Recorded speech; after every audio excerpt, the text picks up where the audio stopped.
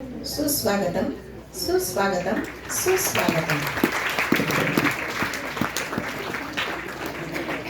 आजच्या कार्यक्रमासाठी प्रमुख पाहुणा म्हणून आलेला आपल्याच विद्यालयाचा विद्यार्थी वेदांत किशोर सास्तुरकर याचे प्रथम मी शब्दसुमनांनी हार्दिक हार्दिक स्वागत करते. विद्यालयाचे मुख्याध्यापक, पर्यवेक्षक, अतिथी यांना व्यासपीठावरील आसन ग्रहण करण्याची नम्र विनंती करते.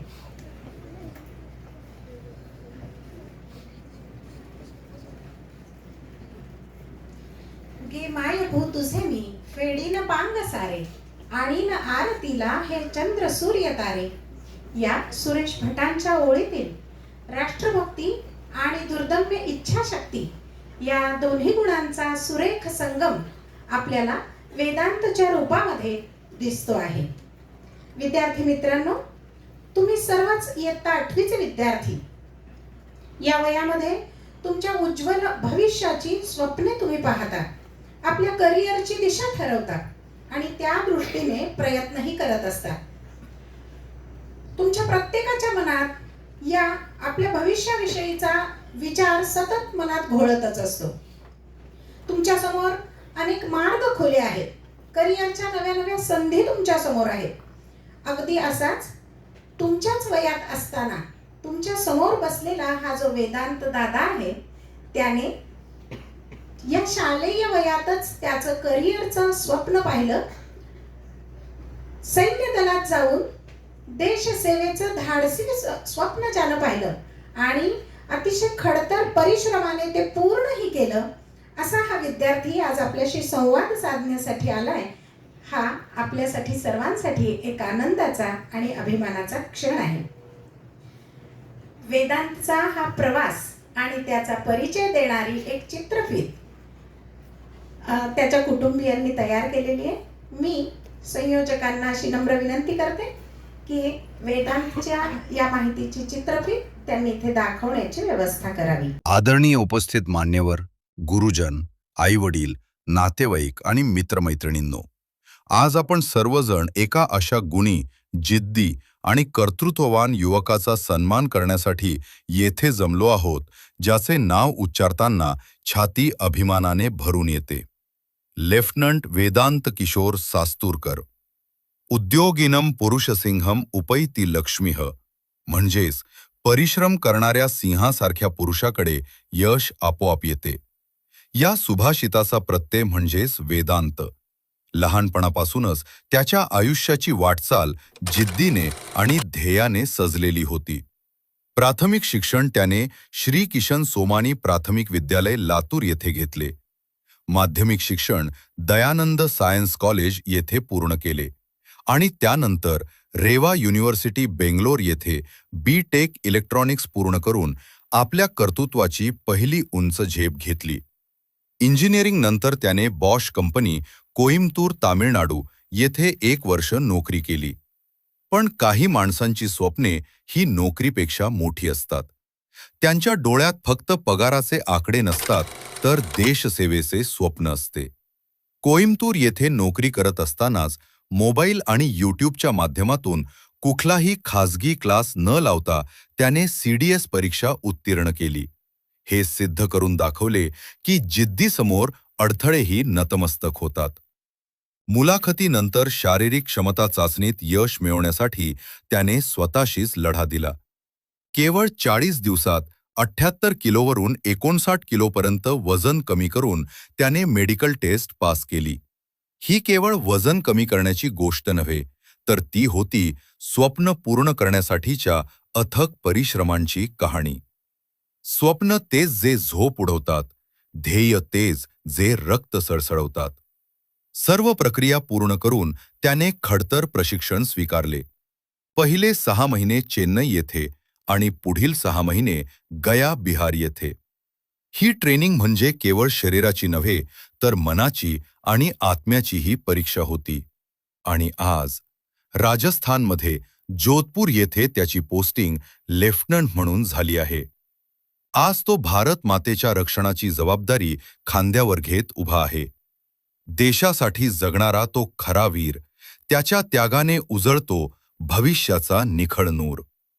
वेदांत हा केवळ अभ्यासू आणि कर्तृत्ववानच नाही तर बहुगुणीही आहे. संगीत, अभिनय, चित्रकला, खेळ, वाचन हे त्याचे छंद. इयत्ता तिसरीत असताना दूरदर्शनवरील वारे वा या कार्यक्रमात त्याने तबला वादन करून आपली कला सादर केली होती. कलेचा आणि कर्तृत्वाचा सुंदर संगम म्हणजे वेदांत. आज तो एक मुलगा म्हणून आई वडिलांसाठी अभिमान आहे, भाऊ म्हणून भावंडांसाठी आधार आहे आणि मित्र म्हणून मित्रांसाठी प्रेरणा आहे. आई वडिलांचे संस्कार जेव्हा ध्येयाला दिशा देतात तेव्हा घरातूनच एक सैनिक अधिकारी घडतो. असा हा गुणी मुलगा आज भारत मातेच्या रक्षणासाठी सज्ज झाला आहे. त्याच्या या प्रवासाकडे पाहताना मनात एकच विचार येतो: यश त्यालाच मिळते जो अपयशाला घाबरत नाही आणि ध्येय त्यालाच गवसते जो थांबत नाही. वेदांची आई. तिने कधी मोठमोठी स्वप्ने सांगितली नाहीत, पण तिच्या प्रत्येक प्रार्थनेत मुलाचा उज्ज्वल भविष्याचा ध्यास होता. रात्रभर जागून अभ्यास करणाऱ्या मुलासाठी तिने देवासमोर दिवा लावला आणि आज तिचाच मुलगा देशासाठी दीपस्तंभ झाला आहे. आईच्या पदरातली माया जेव्हा धैर्य बनते तेव्हा घरातून वीर जन्माला येतो. आज तिच्या डोळ्यातले अश्रू हे दुःखाचे नाहीत, ते आहेत अभिमानाचे, समाधानाचे आणि कृतज्ञतेचे. ती म्हणत असेल मनोमन, देवा, माझ्या लेकराला सदैव सुरक्षित ठेव. वेदांचे वडील. ज्यांनी कधी थेट कौतुक केले नसेल पण प्रत्येक कृतीतून मुलाला ताकद दिली असेल. त्यांच्या कष्टाची सावली, त्यांच्या शिस्तीची शिकवण आणि त्यांच्या नजरेतील विश्वास यातूनच घडला हा सैनिक. वडिलांची उभी पाठ हीच मुलाची पहिली ढाल असते. आज त्यांची छाती अभिमानाने फुलून आली असेल. शब्द कदाचित कमी पडत असतील, पण मनात एकच भावना असेल: हा माझा मुलगा आहे. तसेच आपण नेहमी म्हणतो, शेजारी म्हणजे दुसरे कुटुंब. वेदांच्या यशाने आज फक्त त्याच्या घरातच नाही तर आजूबाजूच्या प्रत्येक घरात आनंदाची दिवाळी उजळली आहे. ज्यांनी त्याला लहानपणापासून खेळताना पाहिले, ज्यांनी त्याच्या अभ्यासाच्या रात्री पाहिल्या, ज्यांनी त्याच्या यशासाठी मनोमन शुभेच्छा दिल्या, त्या प्रत्येक शेजाऱ्याच्या मनात आज अभिमानाची लहर आहे. शेजाऱ्याच्या घरचा मुलगा जेव्हा उंच भरारी घेतो तेव्हा त्या उंचीचा आनंद संपूर्ण परिसर साजरा करतो. आज प्रत्येक शेजारी अभिमानाने सांगत असेल, हा आमच्या शेजारचा वेदांत आहे. ही केवळ ओळख नाही, ही आहे आपलेपणाची जाणीव, ही आहे जवळीकतेची साक्ष आणि ही आहे सामूहिक आनंदाची अनुभूती. वेदांतच्या कर्तृत्वानं आज शेजाऱ्यांच्या मनातही प्रेरणेची ज्योत पेटली आहे, कारण त्यांनी त्याचा प्रवास जवळून पाहिलाय. खोडकर बालपणापासून ते राष्ट्रसेवेच्या उंच शिखरापर्यंत. जिथे एकाचा यशस्वी प्रवास दिसतो तिथे अनेकांच्या स्वप्नांना दिशा मिळते. आज लेफ्टनंट वेदांत फक्त सास्तुरकर परिवाराचा नाही, तो शेजाऱ्यांचाही मुलगा आहे. त्यांच्या आशीर्वादांचा हक्कदार आहे आणि म्हणूनच त्याच्या या कौतुकास्पद कामगिरीनं संपूर्ण परिसराची मान उंचावली आहे.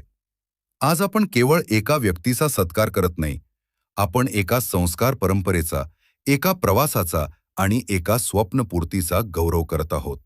घरातून संस्कार, गुरूंकडून ज्ञान, मित्रांकडून साथ, गावाकडून ओळख आणि देशाकडून अस्तित्व. वेदांत किशोर सास्तुरकर, तू या सर्व शक्तींचा संगम आहेस. आज परिवार अभिमानाने उजळला आहे, शेजारी आनंदाने भारावले आहेत, मित्र प्रेरित झाले आहेत, गुरुजन धन्य झाले आहेत, गावाची मान उंचावलीये आणि भारत माता गौरवाने नटलीये.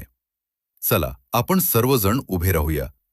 टाळ्यांच्या कडकडाटात आपल्या या वीरपुत्राला सलाम करूया आणि एकमुखाने म्हणूया, लेफ्टनंट वेदांत, तुझं यश आमचा अभिमान आहे, तुझी जिद्द आमची प्रेरणा आहे आणि तुझी देशसेवा आमचं भाग्य आहे. जय हिंद, जय भारत. त्याचे ध्येय, त्याचा खडतर प्रवास आणि त्याने मिळवलेले दैदिप्यमान असे यश यांचा परिचय देणारी ही चित्रफीत आपण पाहिली.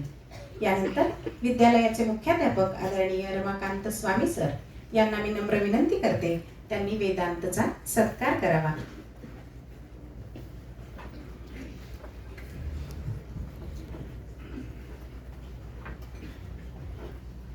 शाल, फुलांची कुंडी आणि अतुल देऊळगावकर सरांनी लिहिलेले ग्रंथांची ये द्वारी हे पुस्तक देऊन वेदांतचा इथे सत्कार होतो आहे.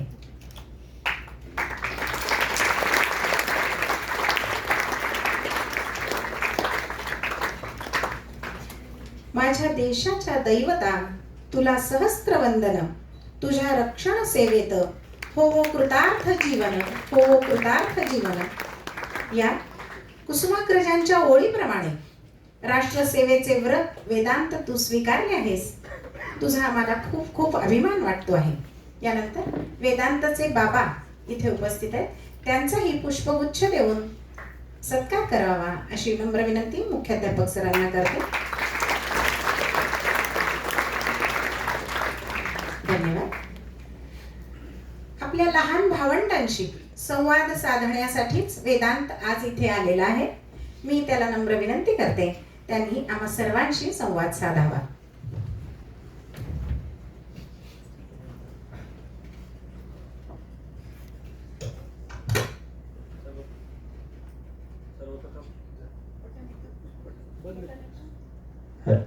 ठीक. सर्वप्रथम विद्यालयाचे मुख्याध्यापक Ramakant Swami sir, Girish Kulkarni sir, Jadhav madam आणि सर्व शिक्षक वृंद आणि तुम्ही सर्व इथं बसलेले माझे लहान भावंड जसं मॅडमनी म्हणलं, स्वामी सरांचे, कुलकर्णी सरांचे, जाधव मॅडमचे आभार ज्यांनी मला माझ्याच विद्यालयामध्ये येऊन थोडासा सन्मान दिला आणि एक तुमच्यासोबत संवाद साधायची संधी मला उपलब्ध करून दिली, त्याबद्दल धन्यवाद. तर मार्गदर्शन असं काही वेगळं मी करणार नाही, पण मी एक दिशा तुम्हाला सांगू शकेल की तुम्ही काय केल्यानंतर तुमचं जे ध्येय तुम्ही ठरवलेलं आहे, जे तुम्ही ह्या आत्ता 8वी मध्ये आहात, तुम्हाला सगळेजण विचारत असतील तुमचे शिक्षक, पालक, की पुढे जाऊन काय करायचं आहे, 10वी नंतर काय करणार, 12वी नंतर काय करणार. एक आयुष्याचं ध्येय ह्या 8वी पासून 8वी, 9वी, 10वी मध्ये प्रत्येक जण विचारत असतं की पुढे जाऊन काय करायचं. तर त्यासाठी मी माझ्या या बोलण्याची तुम्हाला थोडीफार मदत होईल असं मी समजतो. तर सर्वप्रथम एका प्रश्नाने मी सुरुवात करतो की किती जण इच्छुक आहेत सैन्य दलात जाण्यासाठी? मुलं मुली सगळेच का सगळ्यांना इंजिनियर आणि डॉक्टर बनायचं आहे?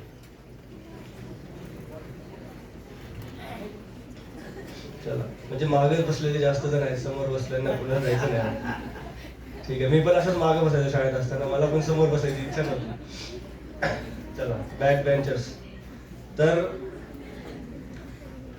तर माझी सुरुवात जसं मॅडमने सांगितलं की मला सैन्यावर जाण्याची सुरुवात ही शाळेत असताना झाली. शाळा तुम्हाला बऱ्याचशा संधी उपलब्ध करून देत असते. त्या संधीचा फायदा जर तुम्ही करून घेतला तर त्याचा एक उपयोग तुम्हाला पुढे जाऊन हा नक्कीच होतो. याचं जर उदाहरण तुम्हाला सांगायचं झालं तर शाळेत 10वी मध्ये असताना एक निबंध, प्रबंध, जे रिसर्च पेपर आपण त्याला म्हणतो, ते लिहून एक पाठवण्याची संधी मला शाळेने उपलब्ध करून दिली. मराठी विज्ञान परिषदे त्याचं 5 दिवसाचं संमेलन असतं. तर तिथं मी शाळेच्या जे आपले शिक्षक आहेत त्यांच्या मार्गदर्शनाने एक मराठीमध्ये विज्ञानाच्या संदर्भात एक निबंध लिहून पाठवला होता आणि तो सिलेक्ट झाला. आणि तो सिलेक्ट झाल्यानंतर त्यांच्याकडून 5 दिवसाच्या संमेलनासाठी मला निमंत्रण आलेलं आणि शाळेनं कुठलाही विचार न करता, त्यावेळेस मी 10वी मध्ये होतो, 10वीच्या सराव परीक्षा चालू होत्या, पण त्यामध्ये सुद्धा शाळेने मला त्या संमेलनासाठी पाठवलं जळगाव इथे. 5 दिवसीय संमेलन.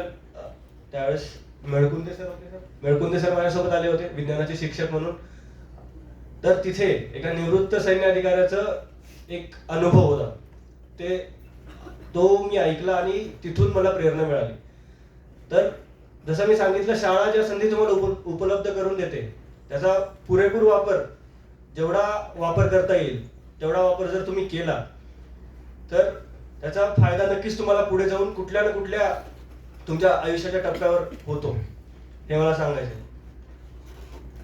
शाळेच्या संदर्भात अजून एक गोष्ट सांगायची झाली तर तुमच्या शाळेमध्ये लायब्ररी आहे, तर त्या लायब्ररीमध्ये जी पुस्तकं आहेत, जर तुम्ही ती एक एक पुस्तक जर आत्तापासूनच वाचायला सुरुवात केली, तुम्हाला जो विषय आवडतो, गोष्टी आवडत असतील, विज्ञान आवडत असेल किंवा कुठली कादंबरी आवडत असेल, कोणता लेखक आवडीचा असेल किंवा तुम्हाला पुस्तक वाचायची सुरुवात करायची असेल, तर शाळेच्या पुस्तकालय हे सगळ्यात महत्वाचं ठिकाण आहे जिथं तुम्ही जाऊन ते ऍक्सेस करू शकता. तर तुम्ही 8वी मध्ये तुम्हाला अभ्यासाचा तेवढा लोड नसेल, तर तुम्ही घेत असाल तर मला नाही माहिती, पण मी तरी घेत नव्हतो. मी शाळेत असताना लायब्ररीमध्ये बसून असायचो, नाहीतर शाळा सुटल्यानंतर मी संगणक कक्षामध्ये बसून असायचो माहिती काढण्यासाठी. आणि तेवढं शाळेनं मला त्यावेळेस जे शिक्षक होते त्यांनी तेवढी संधी मला दिली की त्यांनी रोकटोक नाही केली. त्यामुळे जर तुम्ही वाचनाची आवड जर निर्माण केली ह्या वयामध्ये, तर मला वाटतं की त्याचा फायदा नक्कीच पुढे जाऊन अशा प्रकारच्या ज्या परीक्षा असतात त्या परीक्षेचा अभ्यास करताना जे एक वाचन संपत्ती तुम्हाला लागते, जे पुस्तक वाचायची एक मेथड आपण म्हणतो, ती मेथड आत्तापासून जर वाचन तुम्ही आवड निर्माण केली तर त्या वाचनाचा फायदा पुढे जाऊन ती मेथड निर्माण करण्यामध्ये होतो. त्यामुळं मला असं वाटतं की जर तुम्ही ग्रंथालयाचा पूर्ण वापर करून घेतला, मला वाटतं सर ह्यांना विद्यार्थ्यांना कुठली रोकटोक नसेल सर ग्रंथालय. त्यामुळे आमच्या वेळेस तर उपरे सर ग्रंथपाल होते त्यावेळेस, त्यामुळे मी तर पूर्ण ग्रंथालयाचा वापर करून घेतलेला आहे. त्यामुळे ग्रंथालय ही सगळ्यात प्रथम जागा आहे जिथे जाऊन तुम्ही एक एक्सप्लोअर करू शकता की तुम्हाला कोणत्या संधी आयुष्यामध्ये पुढे जाऊन एक्सप्लोअर करायच्या, कोणत्या संधी तुम्हाला उपलब्ध आहेत, कोणत्या संधी तुम्ही कोणत्या एका आयुष्याच्या वळणावर तुम्ही जाऊ शकता जिथे जाऊन तुम्हाला काम करण्यामध्ये मजा येईल. आता बऱ्याच जणांच्या डोक्यामध्ये असेल की मला इंजिनियर बनायचं किंवा डॉक्टर बनायचं, तर मेडिकल घेणार किंवा मॅथ्स घेणार. खूप कमी जण असतील आर्ट्स आणि कॉमर्सवाले. जे कॉमर्सवाले आहेत त्यांच्या डोक्यामध्ये आहे की मला सीए किंवा सीएस बनायचंय. बाकी जे आर्ट्सवाले आहेत त्यांच्या डोक्यामध्ये असेल की मी प्राध्यापक वगैरे बनणार. म्हणजे जे नॉर्मल रेग्युलर जॉब्स आहेत, जे बसून करायचे जॉब्स आहेत किंवा ज्या जॉब्सला कुठलेही शारीरिक कष्ट लागणार नाही, मला वाटतं सगळेजण अशाच जॉबचा सध्या विचार करत असतील. आणि जो आपला एक सोशल स्ट्रक्चर आहे, सामाजिक जो एक स्ट्रक्चर तयार झालेला आहे, तो पण असाच तयार झालेला आहे की जे हाय पेड जॉब्स आहेत ते सगळे बसून करायचे जॉब्स आहेत. म्हणजे तुम्ही प्राध्यापक व्हा, तुम्ही सीएस व्हा, तुम्ही इंजिनियर व्हा, तुम्ही डॉक्टर व्हा. त्यासाठी जे तुमची बुद्धी आहे त्याचा वापर खूप होतो, पण शारीरिक कष्ट कुठलेही नाहीये. आणि माझं शाळेत असतानापासून असं होतं की मला बसून करायचा कुठलाही जॉब करायचा नव्हता. त्यामुळे मग शाळेत असतानापासूनच जेव्हा 10वी झाली, 10वी मध्ये असताना एक सर्व्हिसेस प्रिपरेटरी इन्स्टिट्यूट म्हणून एक संभाजीनगरमध्ये संस्था आहे जी एनडीएची तयारी करून घेते, 11वी 12वी आणि एनडीए. त्याची परीक्षा वगैरे त्याची तयारी मी शाळेत असतानापासून चालू केली होती. त्यामुळं जर तुम्ही आत्तापासूनच ठरवलं की तुम्हाला पुढचं आयुष्य कशा प्रकारे जगायचंय, कशा प्रकारे तुमचं आयुष्य तुम्हाला पाहिजे, तुम्हाला बसून जॉब करायचा आहे, तुम्हाला कंपनीमध्ये मल्टीनॅशनल कंपनीमध्ये जॉब करायचा आहे, की तुम्हाला असं कुठेतरी जॉब करायचा आहे जिथे तुमचा मानसिक आणि शारीरिक दोन्ही ज्या लिमिट्स असतात त्या तपासल्या जातील आणि तुम्हाला दररोज काहीतरी नवीन काम करायला मिळेल. असं नाही की तुम्ही ऑफिसला जाताय आणि बसून रोज तेच कोडिंग करताय किंवा तुमच्या दवाखान्यामध्ये जाताय आणि रोज तुमच्या ओपीडी मध्ये पेशंट चेक करताय. तुम्ही तेच तुमचं सीए झालं तर तुम्हाला तेच अकाउंटिंगचे काम करायचे. जर ह्या सगळ्या गोष्टी सोडून तुम्ही जर कुठला वेगळा विचार करणार असाल तर मला वाटतं की त्याची सुरुवात आत्तापासूनच जर झाली तर पुढे जाऊन तुम्हाला खूप सोपं जातं. पुढे जाऊन त्याचं कुठलंही प्रेशर तुमच्यावर राहत नाही, कारण की तुम्ही त्याची सुरुवात आधीपासूनच केलेली आहे. आणि तुमच्या मनामध्ये, तुमच्या मेंदूमध्ये जे तुमचं ध्येय आहे ते फिक्स आहे.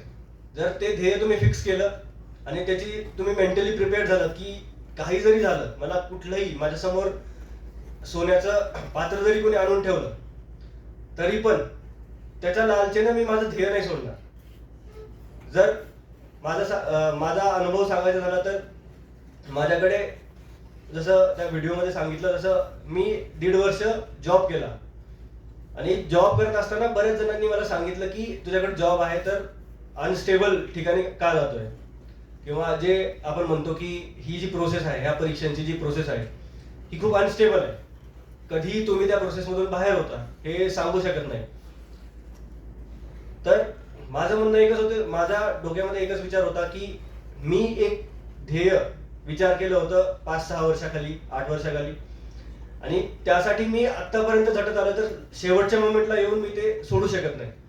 तर हाच विचार पण तुम्हाला करायचा आहे की जे ध्येय मी आत्ता ठरवलंय त्या ध्येयासाठी मी किती तयारी करतोय किंवा करते, त्यासाठी मी किती तयार आहे. जर त्या ध्येयाची तयारी करताना जे कष्ट मला घ्यावे लागतील किंवा ज्या कष्टाचा मला सामना करावा लागेल त्यासाठी मी मेंटली किती प्रिपेअर आहे याचा विचार तुम्हाला करायचा आहे. आणि याचा विचार तुम्ही जोपर्यंत लोकांचे अनुभव वाचणार नाही, ऐकणार नाही. आजकाल सगळेजण मोबाईल वापरतात, सगळ्यांना माहिती आहे पॉडकास्ट जे असतात वेगवेगळे ते युट्यूबवर उपलब्ध आहेत. तुम्हाला पुस्तक वाचायची जर वेळ नसेल किंवा तर तुम्ही कुठलेही तुमचे दैनंदिन कामं करत पॉडकास्ट ऐकू शकता, युट्यूबवर व्हिडिओज बघू शकता. तुम्हाला ज्या क्षेत्रामध्ये जायचं त्या क्षेत्राची माहिती तुम्ही युट्यूबवरून पूर्ण घेऊ शकता. तर मोबाईलचा थोडा रील्स आणि व्हिडिओ, तुमचे गाणे ऐकण्यापासून रील्स बघण्यापासून थोडा वेगळा वापर जर करायचा झाला तर युट्यूबवर तुम्ही तुमच्या क्षेत्रातल्या जे लोक अनुभवी आहेत, ज्या लोकांनी यश मिळवलं त्या क्षेत्रामध्ये, त्यांचे अनुभव ऐका आणि त्यावरून ठरवा की त्या क्षेत्रामध्ये मी जाऊ शकतो किंवा जाऊ शकते आणि त्यासाठी मला किती कष्ट घ्यावे लागतील. आणि त्यासाठी मेंटली प्रिपेअर्ड आत्ताच राहा. त्या व्हिडिओमध्ये तुम्ही ट्रेनिंगचे फोटोज माझ्या बघितले असतील, जे ट्रेनिंग अकॅडमीचे फोटोज होते.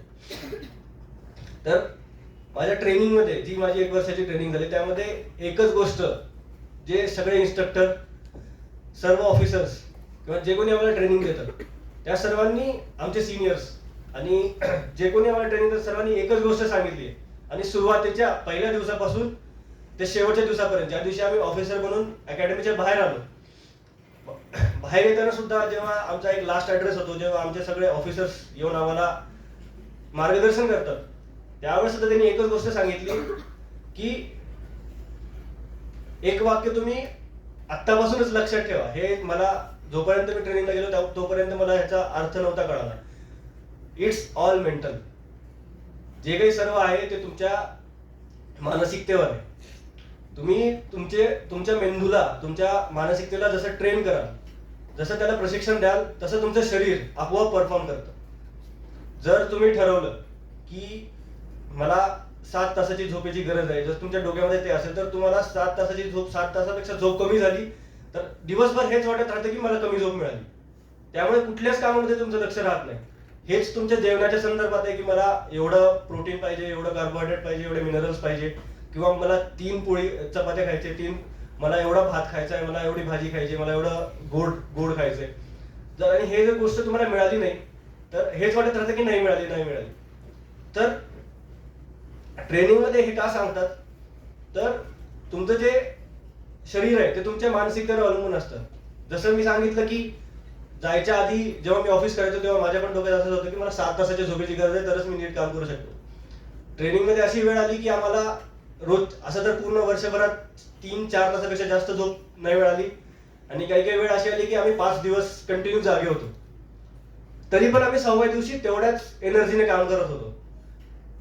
त्याचा ते पूर्ण जे प्रोसेस होती त्या प्रोसेस चालू असताना मला इट्स ऑल मेंटल, जे काही आहे ते सगळं तुमच्या मानसिकतेवर अवलंबून आहे, याचा खरा अर्थ काय तो कळाला. जेव्हा माझा अजून एक अनुभव म्हणजे पळण्याचा. जसं तुम्ही बघत असाल की जे पोलीस भरती किंवा आर्मी भरतीची जी तयारी करतात ते पळत असतात कंटिन्यू, तसं army is all about running. जर तुम्हाला आर्मीमध्ये जायचं असेल तर तुम्हाला जोपर्यंत तुम्ही नोकरी करत आहात तोपर्यंत तुम्हाला पळावंच लागेल. हे त्याचं एक ब्रीद वाक्य ठरलेलं आहे. तर मी ट्रेनिंगला जायच्या आधी 800 मीटर सुद्धा पळायला मला धाप लागायची, म्हणजे मी पळू शकत नव्हतो, माझे एवढे रनिंग वीक होती. पण ट्रेनिंगमध्ये गेल्यानंतर जे मी सांगितलं की इट्स ऑल मेंटल, मी पळू शकत नाही हे माझ्या डोक्यात होतं, पण मला सांगणारं कोणी नव्हतं की तू पळू शकतो किंवा ते तुझ्या मानसिकतेवर अवलंबून आहे. ट्रेनिंगमध्ये गेल्यावर तुमची सुरुवात जी 1.6 किलोमीटर, 2.4 किलोमीटर, 5 किलोमीटर अशा वेगवेगळ्या टप्प्याच्या परीक्षांनी होते. ती ट्रेनिंग संपत असताना तुम्हाला 55 ते 60 किलोमीटर लोड घेऊन पळावं लागतं रात्रभर. आणि हा जो प्रवास असतो 1 वर्षाचा, तुम्हाला तो पूर्ण प्रवास पूर्ण केल्यानंतर लक्षात येतं की आपल्या मानसिकतेमुळे आपण किती मागे राहिलो होतो. म्हणजे आपल्या शरीराची जी क्षमता आहे ती क्षमता फक्त आपल्या मानसिकतेमुळं कुंठित राहिलेली आहे. तर तुम्ही जर ठरवलं की नाही मला ठीक आहे, मला जर माझं ध्येय मी वेगळं ठरवलंय, जर मला आर्मीमध्ये जायचं किंवा मला युपीएससी करायची, एमपीएससी करायची, अशा परीक्षांचा अभ्यास करायचा ज्याचा अभ्यास मला आतापासूनच सुरुवात करायला, तुमचा जो रेग्युलर अभ्यास आहे तो अभ्यास सोडून एक्स्ट्रा वेळ तुम्हाला अशा ह्या परीक्षांच्या अभ्यासासाठी किंवा तुमची जी काही ध्येय आहे त्याच्या, जर तुमचं ध्येय काही वेगळं असेल तर कोणी आर्किटेक्चर वगैरे करणार असेल तर तुमचा रोजचा अभ्यास सोडून तुम्हाला 1 तास 2 तास एक्स्ट्रा द्यावे लागतील. त्याच्यासाठी तुम्ही मग तुमचा जो सवडीचा वेळ आहे त्याला कटवू शकता किंवा त्या वेळेमध्ये तुम्ही ह्याच्यासाठी अभ्यास करू शकता. जसं मी सांगितलं, जर तुम्हाला 8 वाजता उठायची सवय असेल तर तुम्ही 8च्या जागी 6 वाजता उठू शकता आणि 2 तास अभ्यास करू शकता. 10 वाजता झोपून 6 वाजता उठलं तर 8 तासाची झोप पूर्ण होते. तर जसं तुम्ही असं म्हणतात की जॉबला गेल्यानंतर इतर परीक्षांचा अभ्यास होत नाही किंवा अभ्यासाला वेळ मिळत नाही, किंवा 11वी 12वी मध्ये असं म्हणतात की 11वी 12वी मध्ये फक्त बोर्डाचा, सीईटीचा, जेईचा अभ्यास सोडला किंवा नीटचा अभ्यास सोडला तर इतर अभ्यासाला वेळ नाही मिळत. तर तिथं पण हाच फंडा कामाला येतो की तुमचा जो सवडीचा वेळ आहे, तुम्ही जेवण करताना टीव्ही बघताय, त्या टीव्ही बघण्याच्या ऐवजी तुम्ही मोबाईलवर, युट्यूबवर तुमचे जे व्हिडिओ आहेत, जे अभ्यासक्रमाचे व्हिडिओ आहेत ते बघू शकता. किंवा जर तुम्ही झोपत असाल जास्त वेळ तर तुमची झोप कमी करून तुम्ही इकडचा अभ्यास करू शकता. तुम्ही सुट्टीच्या दिवशी जर कुठे बाहेर जात असाल किंवा सुट्टीच्या दिवशी तुम्ही आराम करत असाल तर तो आराम तुम्ही 1 तास कमी करून 1 तास ह्या परीक्षेचा अभ्यास करू शकता. तसंच आता तुम्ही सगळे 8वी मध्ये आहात, तुम्ही पुढे 9वी मध्ये 10वी मध्ये जेव्हा जाल तेव्हा तुम्हाला असं वाटेल की अभ्यासक्रम खूप आहे पण मला वेळ नाहीये अभ्यासक्रम पूर्ण करण्यासाठी. त्यावेळेस पण तुम्ही हीच टेक्निक वापरू शकता की सुरुवातीपासूनच आपण मेंटली प्रिपेअर केलं, जेव्हा आपण अभ्यास करतोय तेव्हा हीच गोष्ट करायची की मी जी ओळ वाचतेय पुस्तकामध्ये किंवा जी ओळ वाचतोय, मी ज्या ओळीचं लिहितोय किंवा जे शिक्षक शिकवत आहेत ती प्रत्येक गोष्ट, ती प्रत्येक ओळ, ती प्रत्येक माहिती परीक्षेमध्ये येणारच आहे हे समजून तुम्हाला त्याचा वाचन करावं लागेल. जर सुरुवातीपासून तुम्ही ही गोष्ट केली तर पहिला धडा असेल तेव्हापासूनच जर तुम्ही अशा प्रकारे त्याचं वाचन आणि रिव्हिजन केलं की ही गोष्ट परीक्षेमध्ये येणारच आहे, नक्कीच येणार आहे, आणि तुम्ही मेंटॅलिटी तशी, तुम्ही मानसिकता तशी घेऊन करायची की ती येणारच आहे. तर जेव्हा तुम्ही शेवटी रिव्हिजन करता तेव्हा तुम्हाला असं वाटतं की अरे हा अभ्यास माझा झालेला आहे, मला फक्त एकदा डोळ्या घालून घालायचंय, माझं हे पूर्ण कव्हर झालेलं आहे. जे आपण प्रेशर म्हणतो परीक्षेच्या वेळेस, जे प्रेशर येतं 10वीच्या परीक्षेला असं असतं की पूर्ण सिलेबस येणार असतो, वेळ नसतो आपल्याला, सराव परीक्षा असतात, सराव परीक्षेमध्ये कमी मार्क आले की मग तो अभ्यास करायचा की पुढच्या सराव परीक्षेचा अभ्यास करायचा की त्याला कव्हर कसं करायचं, ह्या सगळ्या गोष्टींचा विचार मनामध्ये आल्यानंतर जे प्रेशर येतं ते प्रेशर जर कमी करायचं असेल तर सुरुवातीपासूनच तुम्हाला असा अभ्यास करावा लागेल की ही गोष्ट माझ्या परीक्षेमध्ये येणारच आहे आणि ही आली तर मी ह्या एका माहितीमुळे किंवा ह्या एका गोष्टीमुळे मी माझे मार्क नाही कमी करू शकत. जसं ही माझी अभ्यास करायची पद्धत होती, हे मला माझी 12वी झाल्यानंतर कळालं की कुठल्याही गोष्टीत तुम्ही काही वाचत असाल तर तुम्हाला असाच अभ्यास करावा लागेल की ही गोष्ट जर परीक्षेत आली तर ही माझ्याकडून सुटली नाही पाहिजे. ज्या युपीएससीच्या परीक्षा होतात त्या सगळ्या ऑब्जेक्टिव्ह असतात आणि त्या कुठूनही त्याच्यामध्ये कुठूनही प्रश्न येऊ शकतो. तर त्यावेळेस ही टेक्निक खूप कामाला येते. पण मला असं वाटतं की ही टेक्निक जर तुम्ही आतापासूनच एक निर्माण केली, जर डेव्हलप केली तुमच्यामध्ये, तर पुढे जाऊन 11वी 12वीला जे तुमचे सब्जेक्ट आहेत त्याचा अभ्यास करताना आणि त्यानंतर इंजिनिअरिंग मध्ये अभ्यास करताना किंवा तुम्ही मेडिकल मध्ये गेलात तर ही टेक्निक खूप कामाला येते. कारण की सुरुवातीपासून तुम्हाला असं नाही होणार की 10वी मध्ये गेल्यानंतर 12वी मध्ये गेल्यानंतर असं होतं की सुरुवातीचे 2 महिने खूप जोश असतो, तुम्ही 10 तास अभ्यास करता, भरपूर अभ्यास करता, नोट्स काढता, लिखाण करता, सराव प्रश्न सोडवता.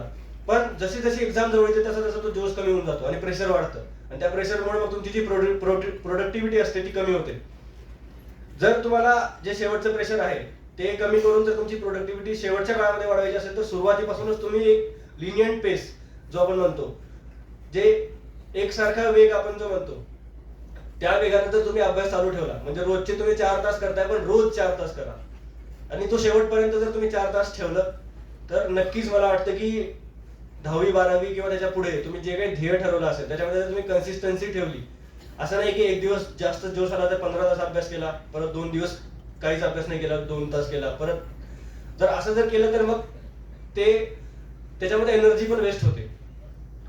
आपल्याला जेवढं एनर्जी कन्झर्वेशन करून शेवटच्या एक्झामच्या वेळेस ती एनर्जी रिव्हिजन मध्ये वापरता यावी यासाठी तुम्हाला सुरुवातीपासूनच आपण जो अभ्यास म्हणतो तो एका कन्सिस्टन्सीने करावा लागेल.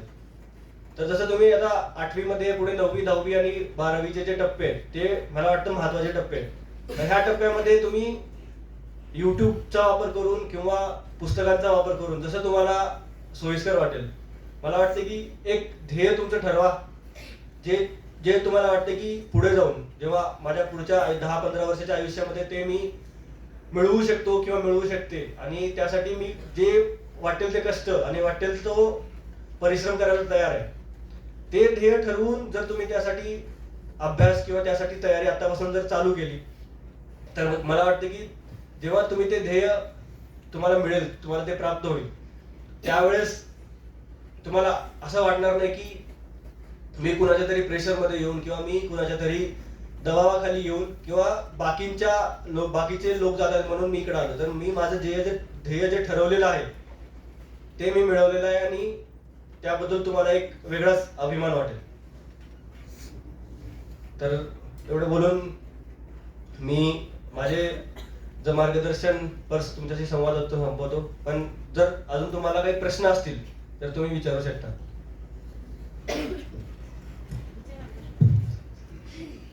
विद्यार्थ्यांना काही विचारायचं असेल प्रश्न विचारू शकता. भैया, लेफ्टनंट म्हणजे काय असतं आणि ही पदवी तुम्हाला कधी भेटली? लेफ्टनंट म्हणजे जे आर्मीचे जे ऑफिसर असतात त्याची सुरुवात लेफ्टनंट ह्या पदावर. तुम्ही ऐकलं असेल, कर्नल ऐकलं असेल, मेजर ऐकलं असेल, तर ते ह्याच्या पुढचं टप्पा आहे. जर आपण जसं लेफ्टनंट म्हणतो तसं जे प्रमोशन होतं तसं सुरुवातीला जर तुम्ही ऑफिसर्स कॅडरमध्ये गेलात तर सुरुवातीला तुम्हाला लेफ्टनंट, त्याच्यानंतर कॅप्टन, त्याच्यानंतर मेजर, मग लेफ्टनंट कर्नल, मग कर्नल, आणि असं करत करत हायेस्ट प्रमोशन जे आर्मी चीफ असतो जनरल तिथपर्यंत जातो. तर जसं 12वी नंतर जर एनडीए मध्ये गेलं तर 4 वर्षाची ट्रेनिंग करून तुम्ही लेफ्टनंट होता, आणि जर ग्रॅज्युएशन नंतर तुम्ही परीक्षा दिली आणि तुम्ही ट्रेनिंगला गेला तर 1 वर्षाची ट्रेनिंग करून 1 ते 1.5 वर्षाची ट्रेनिंग करून तुम्ही आर्मीमध्ये लेफ्टनंट होता. आणि लेफ्टनंट नंतर मग तुमचं प्रमोशन होत तुम्ही पुढे जसं तुमचं प्रमोशन होईल तसं तुमच्या सर्व्हिसनुसार ते वाढत जातं. लेफ्टनंट बनण्यासाठी तुम्ही कुठले कुठले प्रयत्न केले? प्रयत्न म्हणजे तुम्हाला आता सकाळी लवकर उठावं लागतं ना तुम्हाला, मग तुम्हाला केव्हा वाटलं नाही काही लवकर उठायला लागेल की सोडून द्या? मी जसं सांगितलं ना ते सगळं मानसिकतेवर अवलंबून आहे. म्हणजे मी जसं जॉबला असायचो तर जसं मी सांगितलं मी अभ्यास करण्यासाठी लवकर उठायचो पण 7 वाजता. पण ट्रेनिंग मध्ये गेल्यानंतर पहिल्याच दिवशी तुम्हाला सकाळी 4 वाजता उठावं लागतं, आणि ते 4 वाजताचं उठणं आणि तिथून पुढे मग नंतर झोपच न मिळणं हे पण होऊन जातं. आणि ते तुमच्यासोबतचे जे तुमचे कोर्समेट्स असतात ट्रेनिंग मध्ये गेल्यानंतर ते पण उठतात, तुम्हाला पण उठावं लागतं. कुणी नाही उठलं तर तुमच्या आजूबाजूचे येऊन उठवतात, त्यामुळे ते होऊन जातं. त्याची तयारी अशी वेगळी तुम्हाला करण्याची गरज नाही, फक्त तुमची मानसिक तयारी पाहिजे की जे काही मला करावं लागलं ते मी पूर्ण माझ्या जेवढ्या क्षमता आहे त्या क्षमतेने करेन. की मला समजा पळावं लागलं तर मला पळता येत नाहीये तरी पण मी प्रयत्न करेन. आर्मीमध्ये तुम्हाला सगळ्यांना म्हणजे तुम्हाला सगळंच यावं. जसं तुम्ही ऑफिसर झालात तर असं म्हणतात की ऑफिसरला सगळंच यायला पाहिजे, कारण की जे तुमचे जवान असतात ते तुमच्यापेक्षा जास्त फिजिकली फिट असतात. खास करून ऑफिसर्स पेक्षा जवान जास्त फिजिकली फिट असतात, कारण की त्यांचं फिजिकल काम जास्त असतं, शारीरिक काम जास्त असतं. पण त्याच्यामध्ये असं म्हणतात की ऑफिसर्सचे एफर्ट्स किती आहेत, तुम्ही किती एफर्ट्स लावताय तुमच्याकडून. तुम्हाला कुठली गोष्ट जमत नाहीये तर तुम्ही ते शिकण्यासाठी किती एफर्ट्स लावताय. तुम्हाला कुठली गोष्ट येत नाहीये तर तुम्ही किती लोकांना त्या संदर्भात विचारताय आणि ते शिकायचा प्रयत्न करताय. तसं आहे तुमचे एफर्ट्स तुम्ही त्या गोष्टीमध्ये ते मिळवण्यासाठी त्यामध्ये एक्सलंट होण्यासाठी तुम्ही त्याचे किती एफर्ट्स लावताय ते एफर्ट्स मॅटर करतात. आणि ते जर एफर्ट्स लावले तर हळूहळू लगेच नाही मिळणार, पण त्याचा जो बदल आहे स्वतःमध्ये तो आपोआपच दिसून येतो. त्यामुळे सुरुवातीपासूनच वेगळं काही करायची गरज नाही, कारण की ट्रेनिंग मध्ये गेल्यानंतर ते आपोआप सगळं करून घेतं. सुरुवातीपासून तुम्हाला फक्त अभ्यास आणि तुमच्या जर कुठली तुमची शारीरिक कुठली जर कुठलं लिमिट असेल तर किंवा वजन जास्त असेल किंवा डोळ्याचा काही त्रास असेल किंवा दुसरा काही त्रास असेल जो मेडिकलमध्ये जाऊन पुढे प्रॉब्लेम होऊ शकतो, तोच तुम्ही आधी करून जाऊ शकता. त्याशिवाय दुसरं बाकी नॉर्मल फिजिकल फिटनेस तर सगळ्यांना गरजेचाच आहे. तो तुम्ही कुठेही जरी गेलात तर तुम्हाला जे डिसीजेस आहेत, जसं आपण बीपी, शुगर जे म्हणतो, डायबिटीज, ते आपोआप तुम्ही जर जॉब करत राहिला तर ते 5-6 वर्षामध्ये आपोआप होऊन जातात आणि ते कसं होणार ते तुम्हाला कळणार पण नाही. त्यामुळे जर ह्या सगळ्या गोष्टी जर थांबवायच्या असतील तर तुम्हाला नॉर्मल फिजिकल फिटनेस तर ठेवावा लागतो, जो अकॅडमीमध्ये किंवा ट्रेनिंगच्या आधी जाण्याआधी तो एक्सपेक्ट करतात सगळे. त्यामुळे तयारी म्हणजे तुमच्या फक्त मनाची तयारी, तुम्ही जेवढी मनाची तयारी ठेवाल तेवढं सोपं जातं सगळं, एवढंच मला सांगायचं. तुम्ही सैन्य दलात जाण्यासाठी ह्या वयात काय प्रयत्न केले? या वयात म्हणजे तुमच्या वयात हा. मी काय सांगितलं, मी फक्त पुस्तक वगैरे वाचायचो, तिथून मला माहिती मिळाली. पुस्तक एक वाचनाची जी आवड आहे ती जर आतापासून निर्माण केली तर पुढे जाऊन जेव्हा तुम्हाला एका परीक्षेसाठी जर तुम्हाला 15, 16, 20 पुस्तकं वाचावं लागतील तर त्यावेळेस जे एक डोक्यामध्ये राहतं की मला एवढे पुस्तकं वाचायचे तर माझा अभ्यास कसा पूर्ण होईल, तर ते पूर्ण नाही होणार. त्यामुळे आतापासून फक्त वाचनाची आवड, एक तुमच्यामध्ये एक माहिती जे आपण म्हणतो इन्फॉर्मेशन ग्रास्प करण्याची जी क्षमता आहे ती जर वाढवली, माहिती जास्त घेण्याची क्षमता जर वाढवली, तर मला वाटतं की पुढे जाऊन जेव्हा तुम्हाला एका परीक्षेसाठी 15-16 पुस्तकं वाचायची वेळ येईल तेव्हा तुम्ही कुठलेही मागं पुढे विचार न करता त्यासाठी तयारी सुरू करता येईल तुम्हाला. वेदांत, याच अनुषंगाने मी प्रश्न विचारते. म्हणजे मला माहित आहे की तुझं वाचन खूप होतं. आम्ही जेव्हा वर्गात त्याला शिकवायचो तेव्हा त्याच्यासमोर जवळपास 200-300 पानांची पुस्तकं त्याच्यासोबत असायची. आता थोडंसं विद्यार्थ्यांचं मोबाईलमुळं वगैरे वाचन थोडंसं कमी होत आहे. तर मी मुद्दाम हा प्रश्न विचारेन की तू 8वीच्या वर्गात असताना तुला आठवत असेल तर एका महिन्यामध्ये साधारण किती पुस्तकं तू वाचायचंस? एका महिन्यामध्ये 2 ते 3 पुस्तकं तरी वाचून व्हायचं. बघा, म्हणजे तो त्याचं टार्गेट ठरलेलं असायचं मुलांना की म्हणजे दररोज तो नियमित प्रमाणे वाचायचा, हे एक विषय. आणि म्हणजे तू आता डायरेक्ट ऑफिसर्सच्या साठी परीक्षा देऊन नंतर तिथे गेलास, त्याचं बीटेक झालेलं आहे मुलांना. म्हणजे ऑफिसर्सच्या परीक्षा देण्यासाठी UPSC किंवा कुठून म्हणजे कशा पद्धतीच्या परीक्षांना तू फॉलो केलं? कारण जवान म्हणलं तर ते 10वी 12वी नंतरच त्या परीक्षा म्हणजे त्यांची भरती होत असते. पण अधिकारी व्हायचं असेल तर कशा पद्धतीने परीक्षा आणि कुठल्या पद्धतीने गेलास ते एक सांग मुलांना. जर तुम्हाला अधिकारी व्हायचं असेल तर 2 प्रकारचे ऑप्शन्स अवेलेबल आहेत. तर 12वी झाल्यानंतर आणि ग्रॅज्युएशन झाल्यानंतर. 12वी झाल्यानंतर नॅशनल डिफेन्स अकॅडमी ती परीक्षा तुम्हाला द्यावी लागते. त्याचा अभ्यास, त्याचा सिलेबस पण जसं मी सांगितलं तसं जो UPSCचा एक स्टँडर्ड सिलेबस असतो तोच सिलेबस आहे. आणि त्यामध्ये मग 12वी, 10वी, 11वी, 12वीचं मॅथ्स पण इन्क्लुडेड असतं. तसं NDA जर तुम्ही केलं तर तुम्ही graduation national defence academy Khadakwasla Pune इथून तुम्हाला ग्रॅज्युएशन करता येतं, तुम्हाला ती संधी मिळते. आणि त्यानंतर मग तुम्ही जे निवडाल, समजा तुम्ही त्यामध्ये आर्मी निवडला असेल तर इंडियन मिलिटरी अकॅडमी देहरादून, जर एअरफोर्स निवडला असेल तर एअरफोर्स अकॅडमी हैदराबाद, आणि जर नेव्ही निवडला असेल तर इंडियन नेव्हल अकॅडमी इळीमला केरळमध्ये आहे तिथे.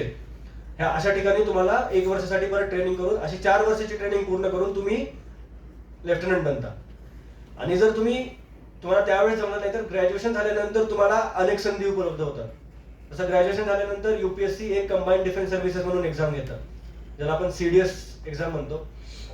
आणि जर तुम्ही इंजिनिअरिंग केलं असेल तर तुमच्यासाठी अजून एक ऑप्शन अवेलेबल असतं, जे आता UPSC ने नवीन चालू केलंय, combined defence services technical examination, CDS-TE. तर तुम्ही टेक्निकल ट्रेडमध्ये तुम्ही ऑफिसर बनू शकता. तर अशा 2 संधी उपलब्ध आहेत. तर CDS दिल्यानंतर सुद्धा तुम्ही आर्मी, नेव्ही, एअरफोर्स मध्ये जाऊ शकता. आर्मी मध्ये जायचं असेल तर जसं मी सांगितलं, जर परमनंट कमिशन असेल तर IMA देहरादून, जे इंडियन मिलिटरी अकॅडमी देहरादून आणि जे बाकीचे अकॅडमी आहेत तिथे 1 वर्षाची ट्रेनिंग होते. जसं तुम्ही जर 12वी नंतर दिलं तर तुम्ही ग्रॅज्युएशन पण करता प्लस ट्रेनिंग करत असता, ग्रॅज्युएशन करत आणि परत फुल स्केल ट्रेनिंग सुद्धा 1 वर्षाची करता. आणि इकडून तुम्ही बाहेरून ग्रॅज्युएशन करून गेल्यामुळं तुम्हाला संधी उपलब्ध होतात. तर तुम्ही तिथे 1 वर्षाची ट्रेनिंग करता आणि 1 वर्षाची ट्रेनिंग जे मी केलं, 1 वर्षाची ट्रेनिंग पूर्ण करून तुम्ही ऑफिसर बनता. ह्या 2 ऑप्शन्स अवेलेबल आहे. आणि ते सोडलं तर मग बाकी एनसीसी, जर तुम्ही एनसीसी सी सर्टिफिकेट जर केलं, तुम्हाला कॉलेजमध्ये गेल्यानंतर संधी मिळाली. जसं मी बेंगलोरला कॉलेजमध्ये गेल्यानंतर मला एनसीसी सी सर्टिफिकेट करायची संधी मिळाली. तर ती जर तुम्ही एनसीसी सी सर्टिफिकेट केलं तर तुम्हाला डायरेक्ट इंटरव्ह्यू, म्हणजे लेखी परीक्षा न होता डायरेक्ट तुम्ही इंटरव्ह्यूसाठी जाऊ शकता. जी त्याची इंटरव्ह्यू प्रोसिजर असते, 5 दिवसाची इंटरव्ह्यू प्रोसिजर असते. जर डायरेक्ट इंटरव्ह्यूला जाऊन तुम्हाला ते ऑप्शन अवेलेबल होतं. तर अधिकारी बनण्यासाठी, जे आर्म फोर्सेसमध्ये आपण म्हणतो सैन्य दलामध्ये अधिकारी बनण्यासाठी एवढे ऑप्शन सध्या अवेलेबल. आणि आता मुलींसाठी एनडीए आणि सीडीएस, म्हणजे सीडीएस मध्ये तर आधीपासून 1992 पासून मुलींना ऑप्शन होतं, पण आता एनडीए मध्ये सुद्धा मुलींसाठी सीट आलेल्या आहेत. त्यामुळं मुलींसाठी पण एक खूप चांगली संधी आहे. जर तुम्ही आतापासून जर ठरवलं की मला सैन्य दलामध्ये जायचंय, तर नक्कीच एनडीए करून तुम्ही जाऊ शकता. कारण की एनडीए मध्ये तुम्ही आता आधी मुलींसाठी परमनंट कमिशन नव्हतं, म्हणजे मुलींना त्यांच्या परफॉर्मन्स बेसिसवर 14 वर्षानंतर एकतर ते रिटायर व्हायचे किंवा त्यांची सर्व्हिस कंटिन्यू व्हायची. आता एनडीए मध्ये ऑप्शन आल्यामुळे डायरेक्ट परमनंट कमिशन मध्ये मुली जाऊ शकतात. त्यामुळे मुलींसाठी सुद्धा एक खूप चांगली संधी गेल्या 4-5 वर्षामध्ये आलेली आहे. त्यामुळं मला वाटतं की ज्या मुलींना खरंच इच्छा आहे त्यांनी आतापासूनच जर तयारी केली तर त्याचा फायदा 12वी झाल्यानंतर, कारण की मुलींसाठी कॉम्पिटिशन एनडीए खूप कमी आहे. जसं सीडीएस साठी कॉम्पिटिशन आहे तसं एनडीएला नाही, कमी आहे. त्यामुळे तुम्ही जर आता तुम्ही 8वी मध्ये तर पुढे 4-5 वर्ष जर तुम्ही तयारी चांगली केली तर नक्कीच एक चांगली संधी एनडीएच्या माध्यमातून मुलींना सुद्धा उपलब्ध आहे. दादा, तू किती वर्षापासून आर्मी मध्ये, वयाची काही लिमिट आहे का? मी आर्मीसाठी वयाची लिमिट वेगवेगळ्या एंट्रीजवर अवलंबून असते.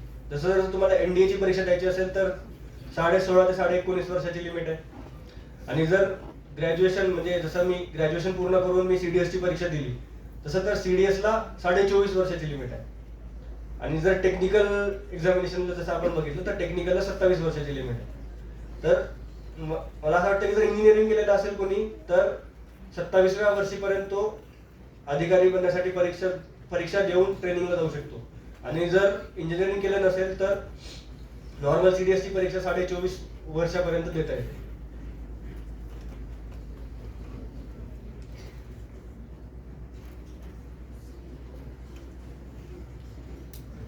अजून कुणाला काही प्रश्न असेल तर?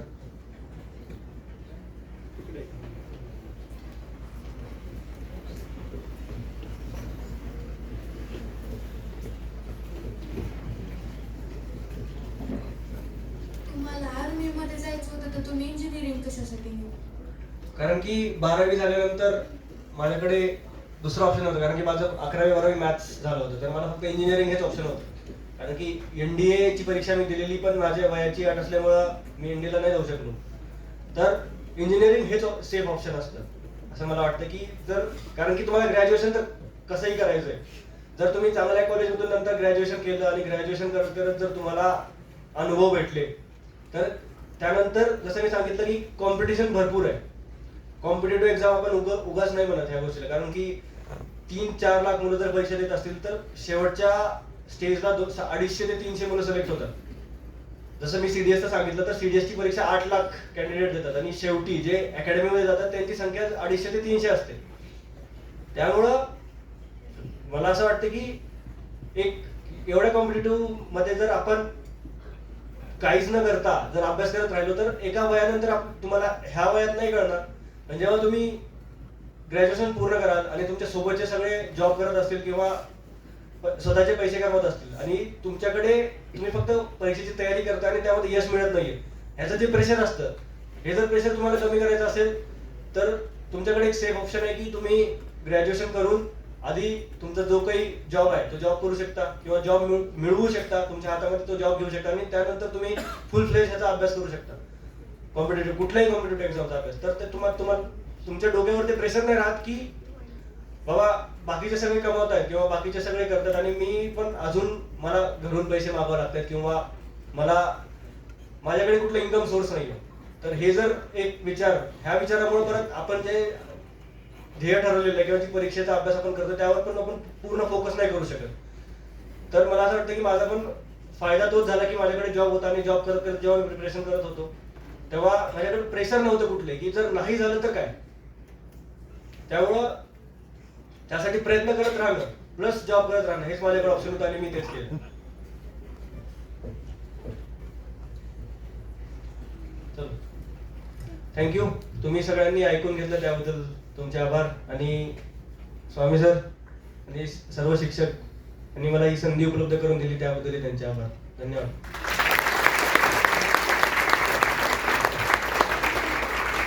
धन्यवाद वेदा. अनेक विद्यार्थ्यांच्या मनात तू आत्मविश्वास निर्माण केलास. अनेकांच्या मनात जिद्द आणि चिकाटीची ठिणगी तू आज पेरली आहेस. तुझ्यासारखे गुणवंत विद्यार्थी जेव्हा भविष्यात उंच भरारी घेतात, उज्ज्वल यश संपादन करतात आणि त्यांचं हे यश पाहताना आम्हा संपूर्ण शिक्षकांना, संपूर्ण विद्यालयाला जो आनंद मिळतो तो शब्दात व्यक्तही करता येत नाही. असा अभिमानाचा क्षण आणि कृतार्थतेची भावना तू आम्हाला दिलीस. तुझे खूप खूप अभिनंदन आणि आभार. विद्यालयाचे मुख्याध्यापक आदरणीय रमाकांत स्वामी सर यांना मी नम्र विनंती करते त्यांनी आभार व्यक्त करावेत.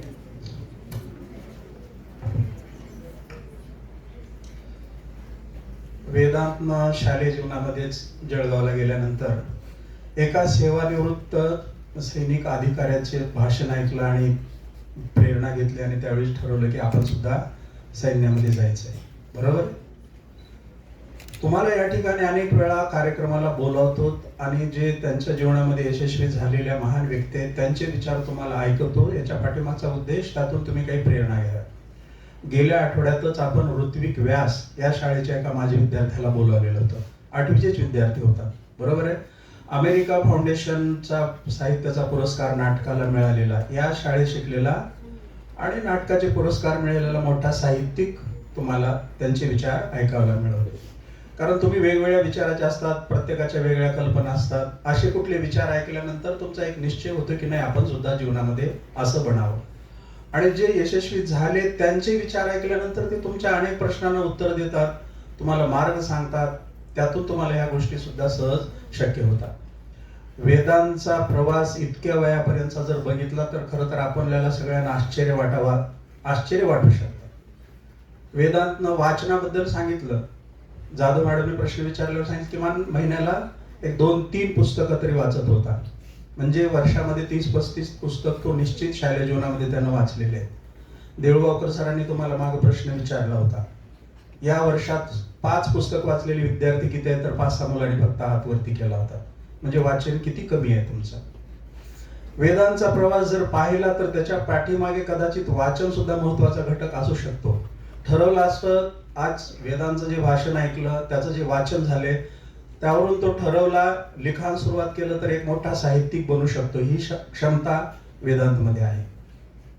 त्याच्यानंतर त्या डॉक्युमेंटरीमध्ये तुम्ही पाहिलं, मी खाली विचारलं, 8-10 वर्ष वेदांत तबला शिकला एका महान संगीतकाराकडून, पंडित शांताराम चिगरी, लातूरचं भूषण, त्यांच्याकडे तबला शिकला. म्हटलं तर तबल्यामध्ये करिअर करू शकला असता. तो इंजिनियर झाला, कंपनीमध्ये जॉब पण करत होता आणि इकडे सैन्यामध्ये अधिकारी सुद्धा झालेला आहे. वयाच्या 25च्या आत हे सगळं काही तो करू शकला. त्याच्या पाठीमागचं वैज्ञानिक कारणही सांगितलं की आपली मानसिकता महत्वाची असते. आपण आपणाला कसे आदेश देतो त्या पद्धतीने आपलं सगळं घडणं अवलंबून असतं. अतिशय महत्वाचं खरं तर हे सूत्र वेदांतने सांगितलेलं आहे. डॉक्युमेंटरी शास्त्रकर सर एवढी अप्रतिम बनवली आहे, ती सगळी डॉक्युमेंटरी पाहत असताना खरं तर माझ्या अंगावर शहारे आले. कारण लातूर सारख्या ठिकाणी राहणारा एका विद्यार्थ्याचा एवढा हा प्रवास, एवढ्या जिद्दीनं सगळं हे पूर्ण करतो, ही लहान गोष्ट नाही आणि अभिमानाची गोष्ट की अगदी 1ली ते 10वी 10 वर्ष शिक्षण या शाळेमध्ये वेदांतने घेतलेलं आहे. आणि जेव्हा तो शिकत होता तेव्हा शाळा काही एवढी सुसज्ज निश्चित नव्हती.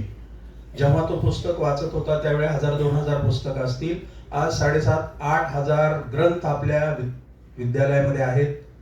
वाचक कमी झालेले, ग्रंथ एवढे आहेत, तुम्ही वाचन करत नाही. ही बिल्डिंग सुद्धा नव्हती त्यावेळी. एवढ्या सगळ्या सुविधा तुम्हाला आज प्राप्त होत आहेत. सुविधा नसताना वेदांत एवढं काही करू शकला, तर एवढ्या सुविधा तुम्हाला मिळत आहेत, तर या प्रमाणात विचार केला तर तुम्ही कुठे जायला पाहिजे. खरं तर वेदांत आपल्या सोमानी शाळेचं भूषण आहे, शाळेचा तो गर्व आहे. स्वतःसाठी जगणारे तर आपण सगळेच आहोत. मला सीए व्हायचं, मला इंजिनियर व्हायचं, डॉक्टर व्हायचंय. कशासाठी? कारण त्याला एक प्रतिष्ठा आहे आणि खोऱ्याने पैसा ओढता येतो. मला श्रीमंत व्हायचंय.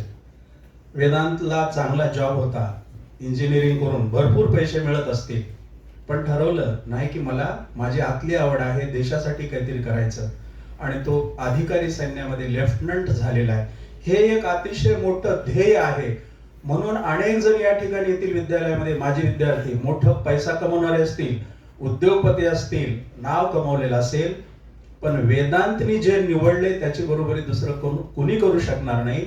म्हणून हा वेदांत आपल्या शाळेसाठी एक भूषण आहे, आपल्या शाळेचा गर्व आहे. आणि या ठिकाणी येऊन त्यांनी एवढं सहज सोप्या भाषेत तुम्हाला सांगितलं. एवढे शांत तुम्ही कुणाच्याच भाषणाला बसत नाहीत मला माहिती आहे, पण तुम्ही सुद्धा आज मंत्रमुग्ध झाला, अंतर्मुख झाला. तुम्ही सुद्धा विचार करत असाल की काय हे खरं तर बरोबर आहे. मला अपेक्षा एवढीच आहे की हे अशा विचारामधून तुम्ही ही प्रेरणा घ्यावी आणि तुम्ही काहीतरी ध्येय ठरवावं. अशक्य काहीही नसतं. हे स्वतः अनुभवाने ज्यांनी सिद्ध केले तो वेदांत तुमच्या समोर बोललेला आहे.